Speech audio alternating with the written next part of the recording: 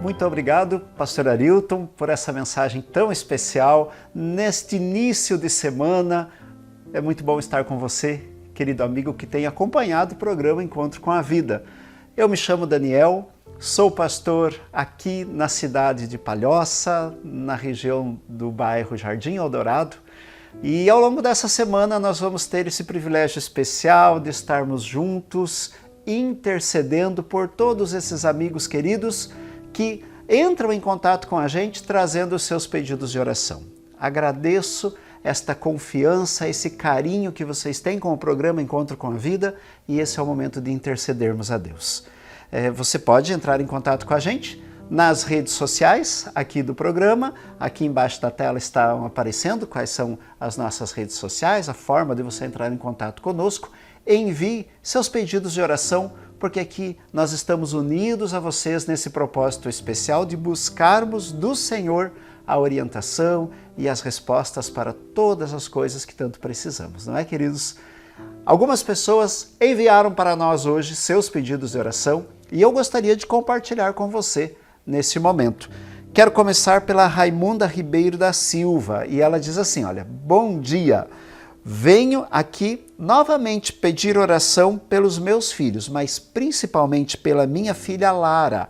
Ela está grávida e ela está ansiosa nesse momento que é tão marcante para a vida dela, e eu gostaria de pedir que vocês orassem a Deus para que Deus estivesse ao lado dela, lhe dando a sua paz. Ela diz que ela está muito nervosa com esse momento, está ansiosa, mas que o nosso bom Deus a abençoe e traga a ela o conforto da presença dele. Então, Raimunda, muito obrigado por compartilhar conosco esse pedido, e nós vamos estar intercedendo aqui junto pela sua família e também pela Lara, sua filha, né? Também a Edenilde Tavares da Silva, e ela diz, por favor, orem por mim. Eu fiz uma inscrição online para um emprego, porém até agora não me chamaram. Já fiz 3 inscrições. Peço oração por esta vaga de emprego. Eu me chamo Edenilde Tavares da Silva e sou da cidade de Senador Canedo, Goiás. Então, Edenilde, né? Edenilde, nós vamos estar junto com você, intercedendo, clamando a Deus que Ele possa abençoar você e te trazer uma grata surpresa em breve de uma vaga nesse trabalho, conduzido pela mão de Deus. Nós estamos seguros. Então continue confiando no Deus Todo-Poderoso, que sempre supre as nossas necessidades, né? Outra pessoa, a Ismênia Nhamussua, se pronuncia o correto, Ismênia. E ela diz assim, boa tarde, que a paz do Senhor esteja com todos nós.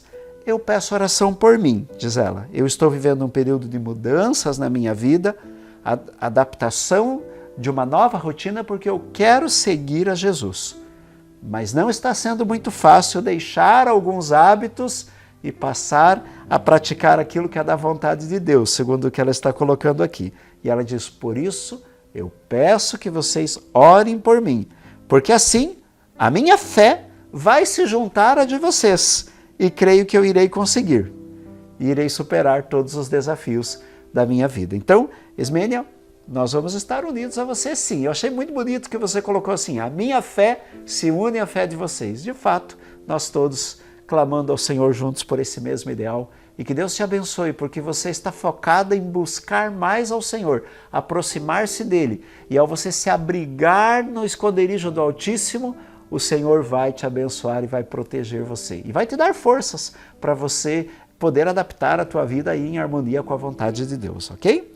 E nós temos, por fim, o Geraldo. Ele é lá de Piracema, Minas Gerais. É a terra do pastor Arilton, não a mesma cidade, mas o mesmo estado, né? E ele diz, bom dia, eu assisto os vídeos do pastor Arilton todos os dias e gostaria de pedir oração pela minha família, os meus filhos e pelo meu sobrinho. Ele está com um problema grave de saúde, está realizando um tratamento contra um câncer, né? E nós vamos então orar pelo seu sobrinho também, Geraldo, ok? Obrigado, queridos, todos vocês que colocaram os pedidos de oração. E esse é o momento de nós intercedermos a Deus. Mas antes de orarmos, eu gostaria de compartilhar com vocês um texto que o profeta Isaías escreveu e ele estava inspirado por Deus, falando de uma realidade que o Senhor deseja para todos nós, muito em breve, quando Cristo voltar. Mas até que esse dia chegue, desta maneira o Senhor também quer cuidar de nós. Porque em Isaías 65, verso 24, o texto diz assim: e será que antes que clamem, eu responderei, e estando eles ainda falando, eu os ouvirei. Esse é o anseio de Deus em relação aos seus filhos, que o amam, que entregam sua vida para Ele. Antes mesmo que clamem, diz o texto sagrado, eu responderei. Ainda falando, eu os ouvirei. Portanto, queridos, tenham plena certeza que antes mesmo que você enviasse essa mensagem para nós, o Senhor estava atento a todas essas questões e pedimos então, agora, juntos em oração ao Senhor, que Ele conduza a vida de vocês e atenda a cada um de vocês conforme vocês têm clamado a Deus. E também a todos os demais ouvintes aqui do programa A Voz da Profecia que nos acompanham. Vamos orar então, amados? Ó Senhor nosso Deus, Pai Todo-Poderoso, muito obrigado, Senhor, porque o Senhor tem cuidado de nós. E eu gostaria, nesse momento, humildemente, Senhor, colocar diante do Senhor essas pessoas tão queridas. Elas têm procurado o programa Encontro com a Vida, entraram em contato conosco porque confiam no poder da oração. Nós confiamos no Senhor, sabemos que o Senhor é poderoso para cuidar de nós. Então eu peço, meu Deus, que o Senhor possa abençoar a Raimunda Ribeiro da Silva e a sua filha Lara. Abençoa, Senhor, nesse propósito. Ela anseia que o Senhor traga conforto, traga paz para a sua filha. Nesse momento tão bonito da vida dela, conduza a vida dessa tua filha, meu Deus. Também a Idenilde, abençoe a vida dela, Senhor. Traga a ela segurança, traga alento na certeza de que o Senhor está cuidando do seu viver. Também a Ismênia, Senhor, a abençoe. Ela tem um propósito de se voltar mais para o Senhor, um propósito de te buscar, de entregar a sua vida a ti, meu Pai. Então dá forças para essa tua filha, para que ela possa superar todos os desafios, vencer essas batalhas, Senhor, e ficar bem perto do Senhor, abrigada em teus braços, meu Deus. Também eu suplico por fim pelo Geraldo. O Senhor conhece a fé, a dedicação desse teu filho. Ele clama pelos seus familiares, especialmente por esse sobrinho, e pedimos a Deus que, como bom médico, o Senhor atenda o pedido desse teu filho e venha abençoar a vida desse que passa por esse tratamento, que ele possa ser um vencedor frente a esse desafio também. Ó meu bondoso Deus, em tuas mãos coloco a vida destas pessoas e de todos os nossos demais queridos que nos acompanham nesta manhã. E assim suplicamos em nome do nosso Senhor Jesus. Amém, Senhor meu Deus. Que maravilha, queridos. Você já teve a oportunidade aí de colocar os seus pedidos nas mãos do Senhor. Você já teve a oportunidade aí de aprender um pouquinho mais sobre como cuidar melhor da sua saúde. Já louvamos o nome de Deus através desse lindo louvor. E agora esse momento especial do estudo da Palavra de Deus. Então, para um pouquinho aí. Eu sei que você tem muitas atividades, eu sei que a semana começa bem intensa, mas tire esse momento para que você possa meditar na Palavra de Deus. Você já conhece, esses são os nossos momentos eternos, onde nós tiramos um tempinho para pensarmos na eternidade, naquilo que Deus quer para nós. Então, não existe outra coisa mais importante do que pensarmos na eternidade. A gente tem falado aqui, tudo aquilo que não é eterno é eternamente inútil. Então, esse é um momento especial para nós pensarmos na eternidade. Hoje, nós vamos falar um tema muito especial sobre o verdadeiro reavivamento. Então, eu gostaria de convidar você para abrir a sua Bíblia lá em Atos capítulo 1. Deixa a sua Bíblia aberta. O texto está projetado ali, o capítulo 2, mas nós vamos começar no capítulo 1. E olha que interessante, Atos tem o título de Atos dos Apóstolos. Você sabe que esse título dado na Bíblia não foi inspirado, algumas pessoas que colocaram ali, não foram os próprios autores bíblicos que colocaram os títulos. Então nós poderíamos chamar um pouquinho diferente o livro de Atos. Em vez de ser Atos dos Apóstolos, nós poderíamos chamar de atos do Espírito Santo na vida da igreja, na vida dos apóstolos. Porque a gente vê no livro de Atos a atuação do Espírito Santo na vida da igreja, na vida dos apóstolos, na vida dos discípulos. Então, eu gosto de chamar atos do Espírito Santo na vida dos apóstolos. Então, olha o que diz Atos capítulo 1, mas antes eu gostaria que você fechasse seus olhos, curvasse sua fronte para nós orarmos, pedindo a bênção de Deus para entendermos e compreendermos sobre o verdadeiro reavivamento. Então oremos. Pai querido, nós agradecemos o privilégio de estarmos aqui nesta manhã para ouvirmos a Tua voz, para falarmos da Tua palavra. Então, abra a nossa mente, abra o nosso coração para entendermos e compreendermos aquilo que o Senhor quer que compreendamos. Então, abençoe cada um de nós e te pedimos essas bênçãos e mostra-nos, ó Pai, o verdadeiro reavivamento, porque precisamos desse reavivamento em nossa vida. Então, nos abençoe, te pedimos por Jesus. Amém e amém. Antes de lermos o capítulo 1, que eu gostaria de ler com você, olha esse texto que está aqui projetado. Diz assim, Atos capítulo 2, verso 4, diz assim, todos ficaram cheios do Espírito Santo e passaram a falar em outras línguas, segundo o Espírito lhes concedia. Tá? Então, hoje, dia 14 de abril, é comemorado aí, ou iniciou, o reavivamento da Rua Azusa. Eu não sei se você já ouviu falar desse reavivamento. Muitos consideram o início do movimento pentecostal. E ali começou dia 14, o reavivamento da Rua Azusa foi uma reunião de avivamento pentecostal que se deu em Los Angeles, Califórnia, liderada por Joseph Seymour, William Joseph Seymour, um pregador afro-americano. Teve início com uma reunião no dia 14, em 1906. E esse avivamento foi caracterizado por experiências de xenololia, falar em línguas existentes, mas da qual a pessoa não é fluente. Hoje, o avivamento é considerado pelos historiadores como o principal catalisador para a propagação do pentecostalismo no século XX. E esse movimento teve esse impacto profundo no cristianismo pentecostal, influenciando denominações e práticas em todo o mundo. O reavivamento era caracterizado por manifestações como falar em línguas, profecias, cura e experiências de queda sobre o poder de Deus. Então ali se deu início nessa rua, através de William, esse grande movimento pentecostal baseado em falar em línguas, baseado na cura, baseado em manifestações de se jogar ao chão, de pular, de ter essa euforia. Mas a pergunta que fica, será que esse reavivamento era um reavivamento verdadeiro? Será que podemos considerar como um verdadeiro reavivamento? E aí muitos cristãos atuais argumentam que recebeu o batismo do Espírito Santo e quem recebe deve falar em línguas, assim como nos tempos apostólicos.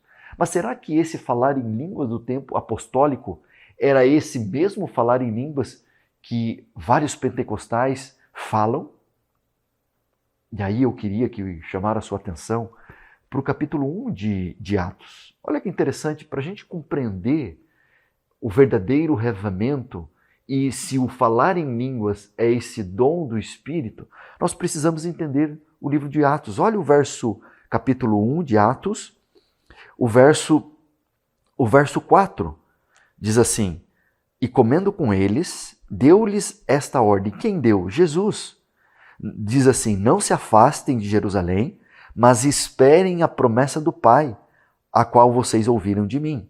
E aí se você for no verso 6, a ascensão de Jesus, diz assim, então os que estavam reunidos com Jesus lhe perguntaram, será este o tempo que o Senhor irá restaurar o reino de Israel? Jesus respondeu, não cabe a vocês conhecer o tempo ou a época que o Pai fixou para a sua própria autoridade, mas vocês receberão poder ao descer sobre vós o Espírito Santo e serão minhas testemunhas, tanto em Jerusalém como em toda a Judéia e Samaria, até os confins da terra.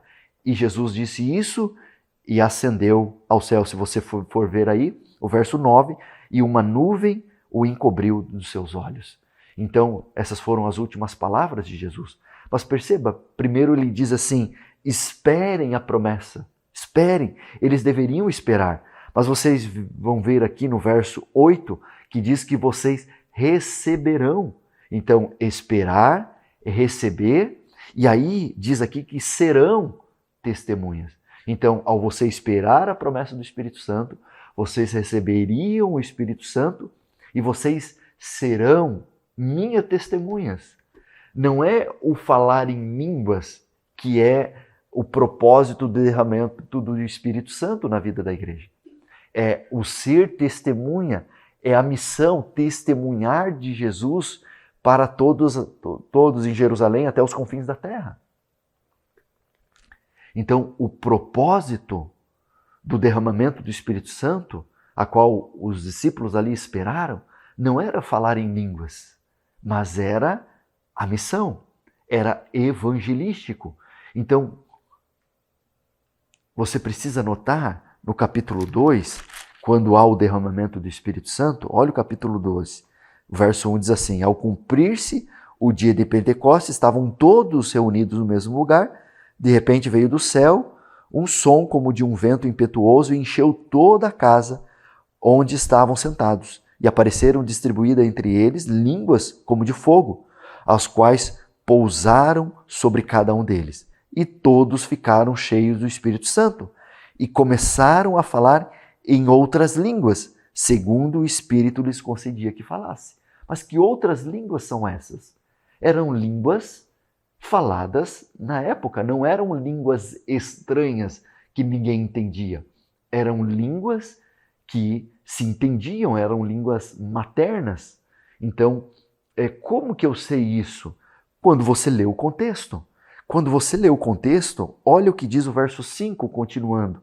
Diz assim, estavam morando em Jerusalém judeus, homens piedosos, vindos de todas as nações debaixo do céu. Assim, quando se fez ouvir aquela voz, afluiu a multidão e foi tomada de perplexidade, porque cada um os ouviu falar na sua própria língua. Estavam atônitos e se admiraram, dizendo, vejam, não são galileus todos esses que estão aí falando? E como os ouvimos falar, cada um em nossa própria língua materna? Ou seja, não eram línguas estranhas, diferentes, que eles não entendiam. Eram línguas que eles entendiam, eram línguas maternas. Então, imagina, existiam vários judeus de todas as regiões que falavam outras línguas. E Pedro estava falando ali em aramaico. Então, o sermão de Pedro iria alcançar só o grupo de judeus que falavam aramaico. Então, o Espírito Santo foi derramado e deu o dom de línguas, o dom para que eles pudessem entender, da interpretação, da tradução, para que eles pudessem entender as línguas ou a mensagem do Evangelho, que tinha esse propósito evangelístico. E olha que interessante, que tipo de língua alguns dos cristãos primitivos falavam? Eles falavam em línguas, em êxtase ou em idiomas. Veja, línguas proferidas em estado de êxtase já estavam presentes em algumas religiões pagãs antigas, já eram presentes. Mas olha o que a palavra de Deus diz, o apóstolo declarou que o verdadeiro dom de línguas foi concedido pelo Espírito Santo, com um propósito evangelístico. Então eles tinham esse propósito de evangelizar. Se você for lá em 1 Coríntios, abra sua Bíblia, lá em 1 Coríntios, capítulo 14. Vamos lá. 1 Coríntios, capítulo 14. Eu gostaria de ler para vocês para compreender. Capítulo 14 diz, o dom de profecia é superior ao dom de línguas. Então, olha o verso 1, diz assim, sigam o amor e procurem com zelo os dons espirituais, principalmente os de profetizar. O dom de profecia, ele é superior ao dom de línguas. É o que diz a palavra de Deus. E olha, o texto continua, diz assim o verso 4. O que fala em línguas, a si mesmo edifica, mas o que profetiza edifica a igreja. Perceba, o dom de línguas ou o dom que nós recebemos é dado para nós para edificar a igreja. O dom que você tem não é para você ser o bambambam da sua igreja. Não, eu tenho o dom do Espírito Santo. Eu sei falar em língua. Vocês não. Não é isso. O dom que é dado por Deus para mim e para você, por exemplo, muitos têm o dom da música. E a música é utilizada para ajudar na edificação da igreja. Não é para você ser melhor do que os outros, é para edificar a igreja. Então, o dom de línguas que hoje nós vemos no meio pentecostal é um pouquinho diferente daquilo que a palavra de Deus diz, porque me parece que é uma edificação própria da pessoa, como se ela fosse melhor do que os outros, mas o Espírito Santo é concedido para a edificação da igreja. E aqui diz assim, o verso 5, eu quero que vocês todos falem em línguas, mas muito mais que profetizem, pois quem profetiza é superior ao que fala em línguas, a não ser que as interprete, para que a igreja receba a edificação. E verso 6, e agora, irmãos, se eu for até aí falando em outra língua, que proveito vocês terão, se eu não falar por meio da revelação, do conhecimento e da profecia ou da doutrina? E se você for verso 9, diz assim, assim também vocês, se com língua não disserem palavra compreensível, como se entenderá o que é dito? Porque vocês estarão como que falando ao vento. E aí o verso 12, assim também vocês, visto que desejam dons espirituais, procurem progredir para a edificação da igreja. Quando uma pessoa fala em línguas que não são compreensíveis, qual é a edificação da igreja? Como que a igreja é edificada? E aqui o propósito maior, procurar crescer e ter os dons espirituais e desenvolver os dons espirituais, não para edificação própria, mas para a edificação da igreja. E aí, o teu dom tem edificado a igreja? O dom de línguas é para a edificação da igreja ou tem edificado a pessoa própria? Como que a gente compreende se a pessoa está falando em línguas que a gente nem entende? E aí vem aqui Atos, capítulo 2, 4 a 13, diz assim, no dia do Pentecostes, os discípulos falaram em línguas humanas conhecidas, para que cada estrangeiro pudesse escutar o evangelho no seu próprio idioma. No caso de Cornélio, o dom de línguas foi um sinal de confirmação de que o evangelho também deveria ser pregado aos gentios. E em Corinto, o dom ajudou a espalhar a mensagem, uma vez que havia muitos residentes, estrangeiros e viajantes de outras terras naquele importante centro comercial. Então imagina, Pedro pregando, foi traduzido ali para que eles pudessem compreender com o dom de línguas, para que várias partes do mundo fossem alcançadas com a mensagem. Então se não tivesse ali naquele momento o dom de línguas, o evangelho não chegaria a outras partes do mundo.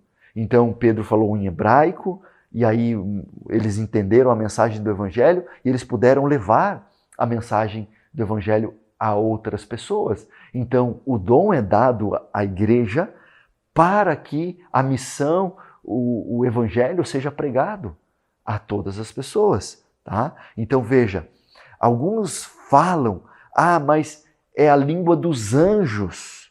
Vamos parar um pouquinho para aqui. Veja, como que o anjo vem dar mensagem para o povo de Deus? Vamos pegar Maria, quando recebeu o anjo. Como que o anjo falou? O anjo falou a língua do anjo? Não, ele falou a linguagem de Maria, para que Maria compreendesse a linguagem. Então, não tem uma linguagem do anjo. Ele fala para nós compreendermos. Então, cuidado com algumas coisas que é colocado, mas não tem base bíblica. Então, o dom é concedido para a edificação da igreja. E não há dúvida de que o verdadeiro dom de línguas pode ser concedido hoje para fins missionários evangelísticos. Mas veja, a presença do Espírito Santo na vida se torna evidente não só por intermédio dos dons espirituais, que podem ser falsificados por Satanás, mas pela produção do fruto do Espírito. E olha esse texto: a todos os que aceitam a Cristo como Salvador pessoal, o Espírito Santo vem como Consolador, Santificador, Guia e Testemunha. E aí eu queria que você prestasse atenção nisso aqui. Esse livro aqui do capítulo 1, Revivamento e seus resultados, ele faz uma diferença entre o avivamento genuíno e o avivamento enganoso, ou o verdadeiro revivamento e o falso revivamento. Então, será que tem ali o dom de línguas, o verdadeiro revivamento? Olha que interessante o que esse livro diz. Aqui, primeira coisa, os resultados do verdadeiro revivamento, resultados visíveis de transformações, conversões autênticas, arrependimento genuíno, mudança de hábito e caráter e obediência à lei de Deus. Então, o verdadeiro revivamento passa por isso, por uma transformação, uma mudança. A pessoa muda, a pessoa está passando por um revivamento, ela não só fala em língua, mas você vê uma transformação na vida dela. E isso é o poder do Espírito Santo atuando na vida. Isso é o dom que Deus dá de transformação. Tem ênfase na palavra de Deus, a Bíblia é a guia dessa pessoa, então o verdadeiro revivamento tem a sua base na palavra de Deus. A pessoa é humilde e depende de Deus, ela reconhece a sua própria pecaminosidade e essa necessidade da graça.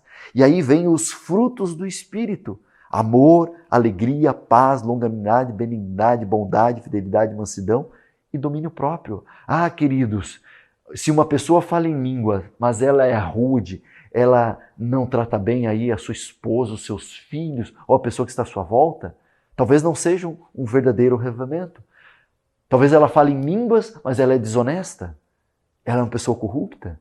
Então, cuidado com isso, porque o verdadeiro revivamento, o resultado do fruto do Espírito, é amor, paciência, domínio próprio. É uma pessoa que vai sendo moldada e transformada pelo poder do Espírito Santo. Busca pela santificação, ela busca cada vez mais estar mais perto de Cristo, em harmonia com a lei de Deus, e tem uma vida de fé e vitória, se libertando do pecado, deixando o pecado e sendo mais semelhante a Cristo. Agora, veja o falso avivamento enganoso. Tem uma ênfase na emoção e sensacionalismo, apelo às experiências e cuidado com a experiência. Eu preciso ir na igreja e sentir que o Espírito Santo tocou. Cuidado, porque enganoso é o seu coração.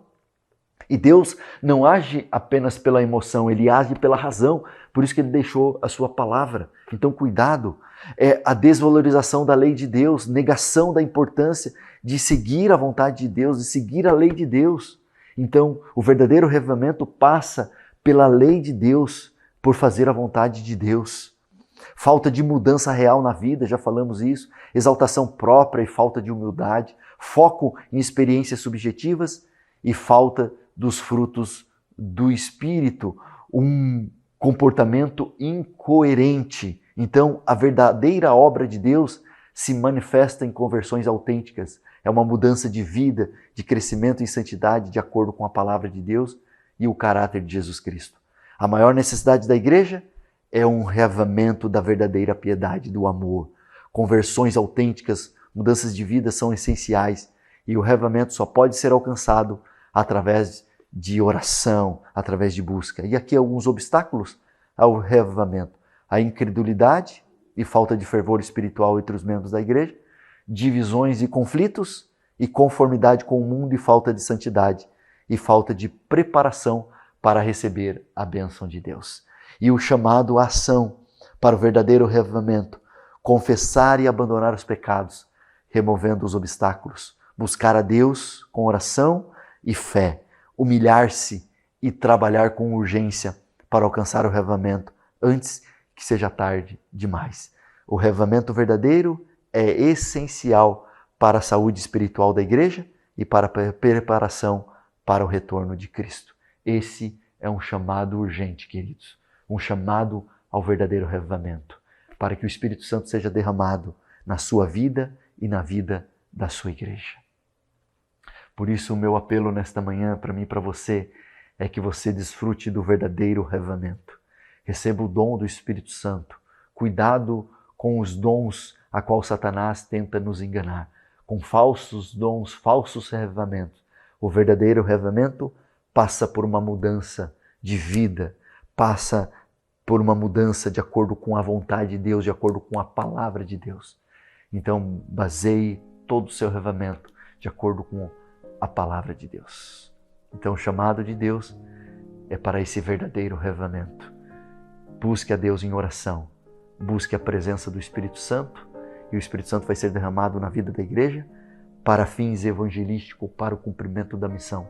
Não para você ser melhor ou pior do que as pessoas, mas para que você edifique a igreja de Deus.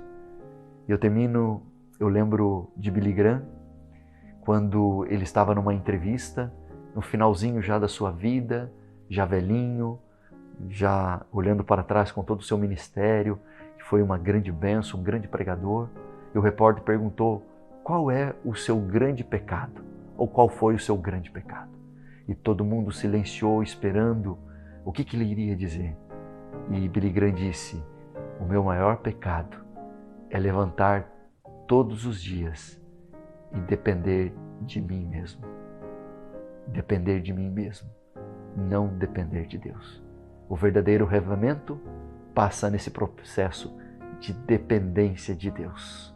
Então busque em oração depender de Deus.